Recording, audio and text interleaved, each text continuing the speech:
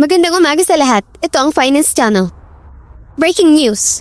Inanunsyo ng Shanyu Group ang bagong CEO nito. Sa ikinagulat ng lahat, hindi ito napunta sa second generation heir na si Gu Hongyu, kundi sa third generation heir na si Gu Yuan. Ibibigay ang CEO position. Ayon sa ulat, si Gu Mingyan ang kaisa-isang anak ng dating presidente na si Gu Hengze. Lumaki siya sa ibang bansa, misteryoso at low profile. Mr. Gu, kayo na po ang presidente ng Shanyu Group. Ano po pakiramdam nyo?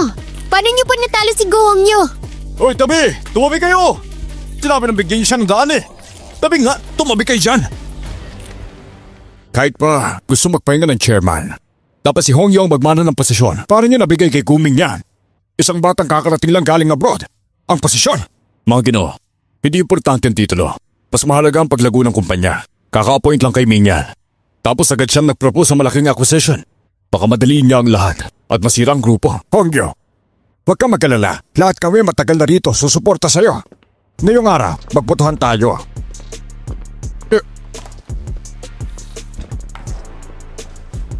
Tignan ninyo lahat ng dokumentong yan.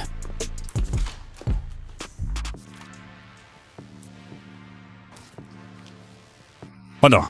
Anong ibig mo sabihin? Lahat ng ginawa niyo noon, kaya kong palampasin. Pero simula ngayon, inaasahan kong tama ang magiging desisyon ninyong lahat.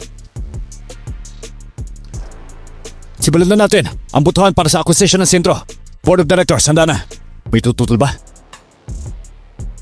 Okay. Walang tumutol. Aprobado ang acquisition ng Sintro Group. Meeting adjourned.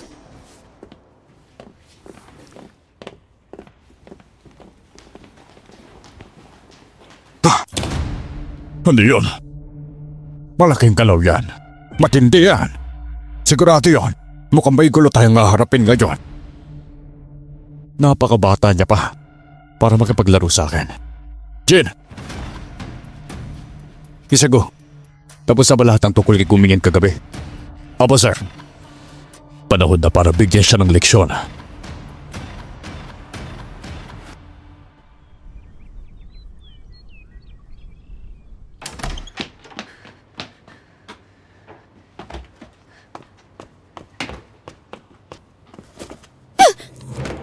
Junyan! Baliw ka na ba? Anong ginagawa mo? Itong malupit na babaeng to, kinidnap ako. Dinala ako sa kama ng lalaki. Huwag mo nga ako siraan. Kailan ba kita dinala sa kama ng iba?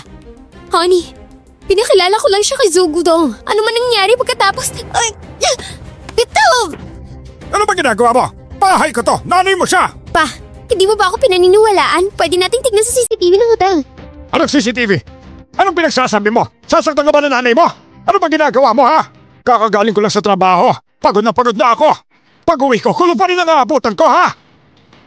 Ano bang gusto mo? Ha? Sige na. Huwag din nating pag-usapan. Pa, ibebenta mo ba ang school? Oo! Pa, hindi pwede. Sa nanay ko yun. Hindi yun sa'yo. Bahay ko to. Huwag mong banggitin ang babae yun dito. Hindi bastos ang nanay ko. Ikaw ang bastos dyan.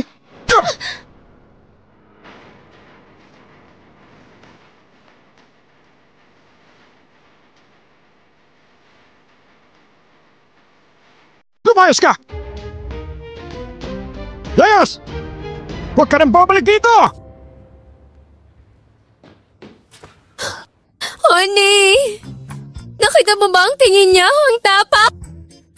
Parang gusto niya akong lamunin. Tumahimik ka!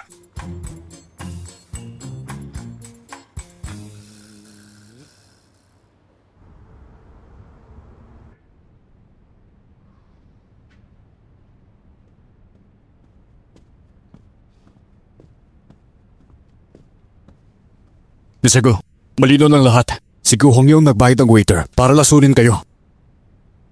Siya rin ang nagayos para dalhin ng babaeng to sa kwarto niyo.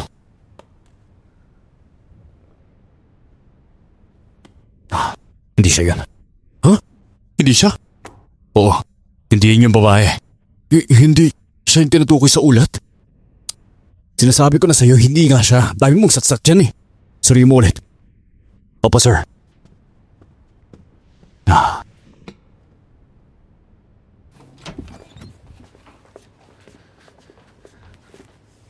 May tatanungin ako sa'yo. Totoo ba ang sinasabi ninyan kanina? Imposible yan. Paano ko gagawin yun? Totoo o hindi? Honey, upo ka muna. Huwag kang magalit. Paano naman kami ni Yoyo kung ganyan ka? Makinig ka muna. Matagal nang may gusto si Zu kay Zunian. Ang totoo nun, kapag umubra to, maglalabas siya ng pera para sa Sinlang Group. Ibinibenta mo! Ibibenta mo ang anak ko? Hindi na bata si Shunian. Panahon na para mag-asawa siya, di ba? Pero people siya. Sino ba ang matinong pamilya na papayag? Swerte na nga ni Zu Gudong na siya ang napili niya. At kung magkakaugnay sila ni Zu at Zunyang, masusolve ang krisis ng Sinlang Group. Mabubuhay pa natin ang kumpanya, honey. Pa, ma! Tingin niyo tama ba to?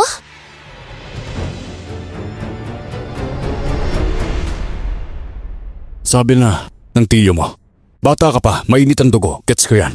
Pero kakapwesto mo ko lang bilang CEO, tapos may kanya ka pang iskandalo. Alam mong malaki ang epekto niyan sa Sanyo Group. Gulong-gulod na ang board sa ginawa mong yan. Imbis na umusad, mapapatalsik ka pa niyan. Siguradong mangyayari yun. Pupunta ako sa tatay mo para ipaliwanag ang lahat. Talagang pinagplanuhan mo to, no? Pamilya pa rin naman tayo eh. Tsaka nakatulong din ang papa mo, kasama rin ng ibang babae. Sabihin na natin, ayoko lang mapahamak ka ulit gaya ng tatay mo.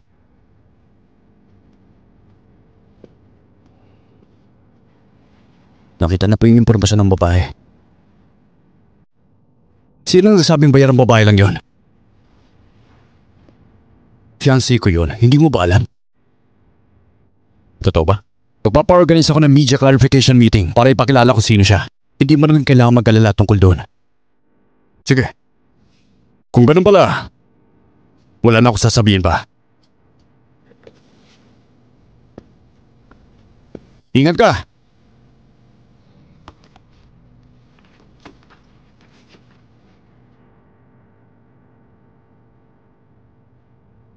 Anak ni Zultan ng Siniyang Group? Opo sir, siya nga po yun. Special Education School Teaching Assistant. PB po siya. PP siya. Sige, hanapin natin siya.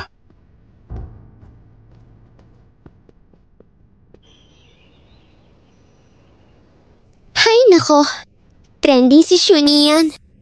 Kalat na kalat sa balita. Ma, sabi mo si Gulo niyan, gwapo na, mayaman pa. Paano nahook ni Shunian yun? Sana mapansin din niya ako. Kung ako lang din, okay lang? Ano ba yung sinasabi mo? Ano ba? Tigil na. Kita mo battery pang tatay mo. Pumasok ka na sa loob.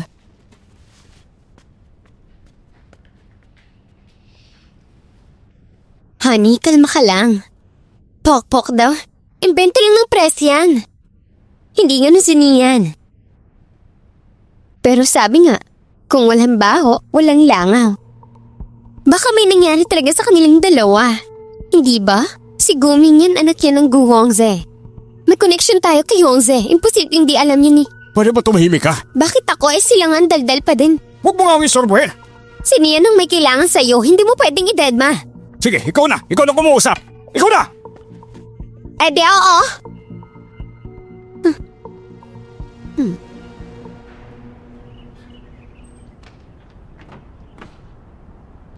Pero na susi. Ano nangyari? Di na kayo sasama. Ako na lang pupunta. Sige. Isa pa. Hindi na safe ang hotel ng grupo. Humanap ka ng secured na lugar. Sige po.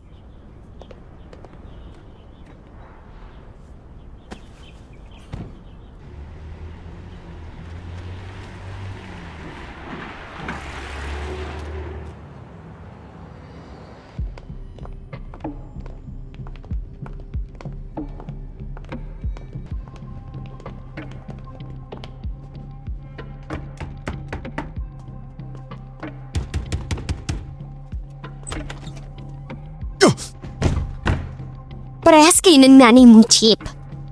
Lakas ng loob mo makipaglapit kay Guming yan. Ano bang sinasabi mo? Pinahiya mo ang pamilya, so, Dayan! Tama! Agad! Huwag gagalaw!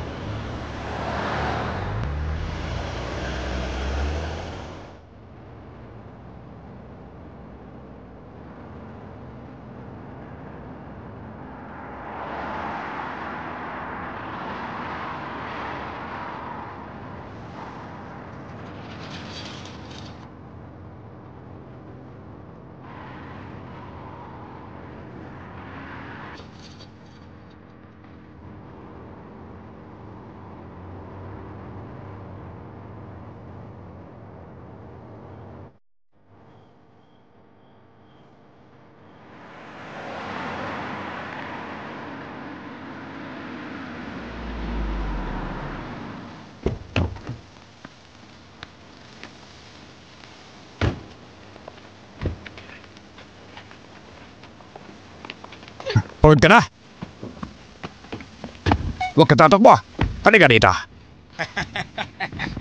Huwag ka nang pumalag. Mapapagod ka lang, miss. Nakalusot ka last time, ha?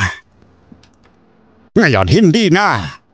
Kahit sa suwukong, hindi nakatakas kay Buddha, hindi ba? Ano? Ilan tayo?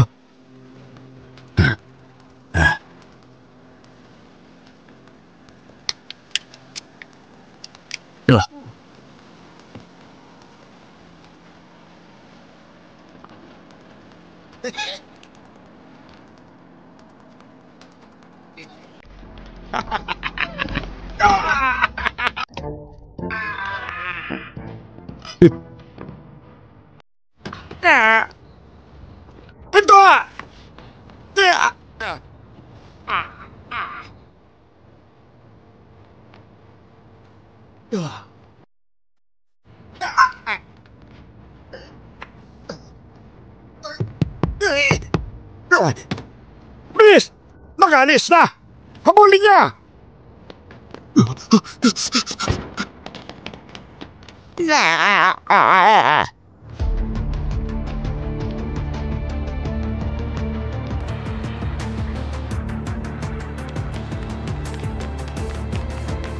Tigil!